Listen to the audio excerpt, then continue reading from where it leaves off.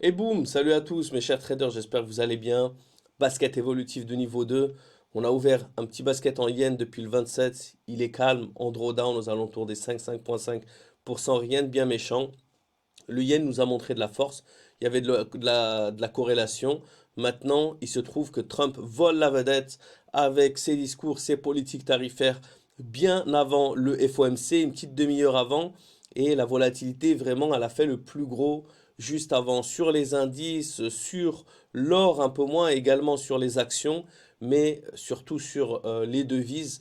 Donc comme on peut le voir ici, on est sur des sorties de range avec un effet boule de neige. C'est pour cette raison que je décide de prendre le risque et de renforcer, même si notre dollar maintenant il se retrouve à moins 0,5, de renforcer dans le sens de la tendance la cassure de ce range. Quand vous pouvez le voir ici, c'est l'une des seules qui s'allume, celle dollar-yen. On était sur de l'achat sur du yen, donc on est toujours bon. Le yen est remonté à plus 2. Et là, on est sur de la vente sur un basket complet du dollar. Donc voilà, regardez, donc on a de l'achat sur de l'AUD yen, suisse yen et CAD yen. Ça, c'était les positions qu'on avait depuis le 27 qui sont ouvertes. Elles ont accumulé du swap, elles sont bloquées en drawdown. J'ai le choix de continuer ou de faire ce qu'on appelle des baskets évolutifs dans lequel je vais renforcer quelque chose d'autre. Pourquoi? Parce que ce basket n'est pas annulé, il n'y a pas de renversement. Le yen, il est toujours en positif, mais il est en retracement ou il est en range, il est plat. Donc je décide de le renforcer avec un deuxième basket complet.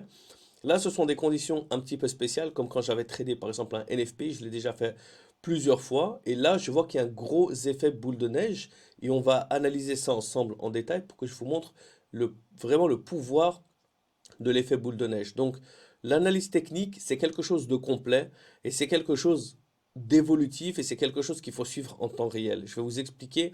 Donc, parfois, on a l'indicateur power qui nous montre de la force, qui nous montre de la faiblesse. On a la confirmation avec l'indicateur matrix. Et puis par la suite, on a la confirmation avec les 5 étoiles sur les graphiques. Je vous l'ai montré de nombreuses fois. C'est ce qui fait la priorité dans mon trading. Et par exemple, pour ce que j'appelle le portfolio management, quand vous voulez faire votre gestion de portefeuille, si vous voulez faire un trading sérieux, je vous invite à suivre uniquement cette stratégie.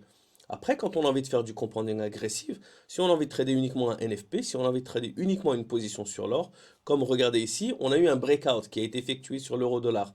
Je décide de l'acheter, pourquoi? Parce que le breakout, il a été fait sur le haut. Regardez, le breakout, il s'est fait où sur l'AUD? La cassure du range gris, elle a été cassée par le haut, donc je décide d'acheter. Je ne vais pas en contre-tendance. Le dollar donne des signes de faiblesse. Regardez, le sterling, lui, il a déjà fait la cassure, donc il est en première position sur l'effet boule de neige. On a l'euro en deuxième position, on a l'AUD en troisième position, on a le New Zealand qui est juste en bas aussi en quatrième position. On a le dollar CAD, regardez qu'il a déjà touché les plus bas, mais maintenant il s'est vraiment bien retracé. On a le dollar suisse en dernière position, mais même s'il est plus sur des plus hauts, je décide quand même de le vendre parce que le dollar, il est weak dans cette volatilité. On achète de l'euro, on achète du sterling dollar, on achète du New Zealand dollar, on vend du dollar CAD, donc on vend le dollar suisse. Et on termine avec le dollar yen qui est en avant-dernière position, juste devant le dollar suisse. Pourquoi? Parce qu'il n'a pas touché le plus bas du range, mais il est quand même un peu plus proche de l'extrémité du range que le dollar suisse qui lui est complètement à l'opposé. Mais du fait qu'on a une news qui est exclusivement et très forte sur le dollar, le FOMC et également les discours de Trump, donc on a notre renforcement agressif d'un basket complet du dollar, comme vous pouvez le voir ici. On est en break-even, d'accord, sur le dollar et on était en perte à moins 5, moins 6% sur l'AUD. On continue, regardez maintenant, le 3 mars, je voulais accélérer un petit peu parce que voilà, on a eu les news, on a laissé courir ça durant la nuit. Et qu'est-ce qui s'est passé? La cassure, l'effet boule de neige s'est passé. Donc ça, c'est quelque chose d'extrêmement important. J'espère que vraiment vous testerez ça avec le simulateur. J'espère que vous testerez ça en démo ou avec des petits comptes. L'effet boule de neige peut être extrêmement important quand on sait comment le faire. Vous avez la chance d'avoir les ranges qui sont dessinés, les corrélations, les powers, les supports et les résistances. Ça vous permet d'avoir une vision. Qu'on ait un indicateur power fort ou qu'on ait un indicateur power qui soit proche de zéro, on a quand même les indications graphiques. Et là, quand vous pouvez le voir, notre AU, notre basket yen est à moins 11%. Donc si je n'avais pas fait un basket évolutif, je serais bloqué à moins 11%. Par exemple, si j'avais mis mon drawdown à 10%, il aurait pu toucher. C'est pas un problème, c'est déjà arrivé vu que je vous ai montré un drawdown à 50%, je vous ai montré un basket à moins 20%. C'est pas grave, ça arrive. Mais cette fois-ci, j'ai dit non, je vais pas être passif dans la perte, je vais voir parce qu'il y a une énorme opportunité ici d'un effet boule de neige avec ce qui se passe sur le dollar et on va prendre un risque. Bon, ça aurait pu être un risque qui malheureusement aurait créé une volatilité qui m'aurait fait atteindre mon drawdown plus rapidement. On aurait fermé à 20%. Je vous montre ici que je l'ai changé à 20,4% parce qu'en fait, je voulais, parce qu'ici à 20%, vous savez, on est juste en dessous de 50 000. Et je voulais passer la barre symbolique des 50 000 parce que c'est un objectif que j'ai voulu atteindre depuis pas mal de temps. Et quand j'ai commencé ce compte, l'objectif, ça c'est de s'arrêter à 10 000, puis après de s'arrêter à 20 000, puis après on a dit allez, on va essayer jusqu'à 30 000, c'est un gros objectif que j'avais fait dans d'anciennes vidéos, je pense en 2018, pour ceux qui se rappellent de Martial Trader. Et là, j'ai dit, bon, bah, je vais le mettre à 20,4. Et regardez ce qui s'est passé.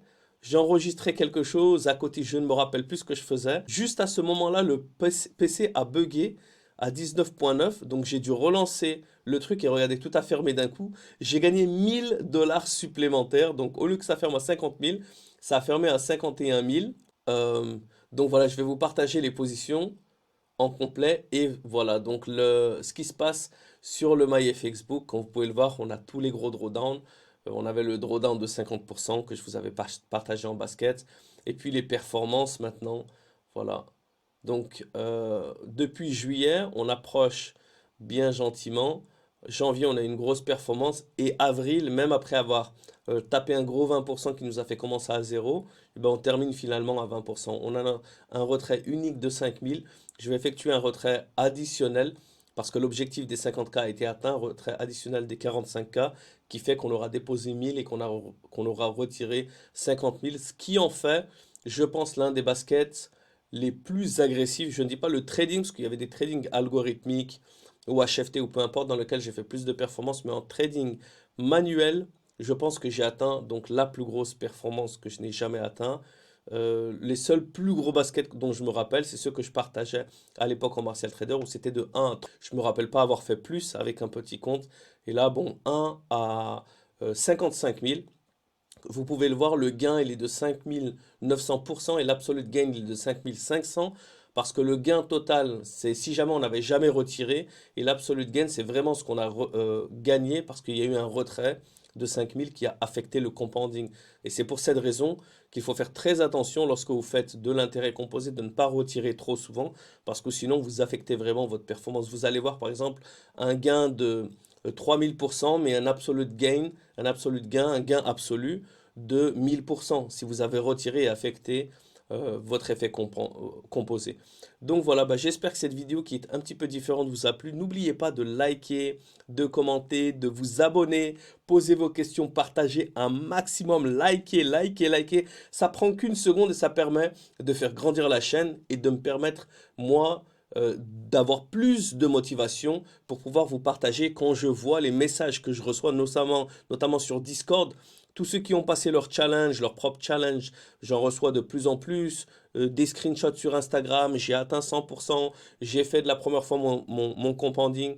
Je sais que ça marche et je vous montre l'exemple et j'attends que vous-même, vous me reveniez avec vos performances et que vous montriez également l'exemple à tous ceux qui rejoignent par la suite. Force à tous, à très bientôt.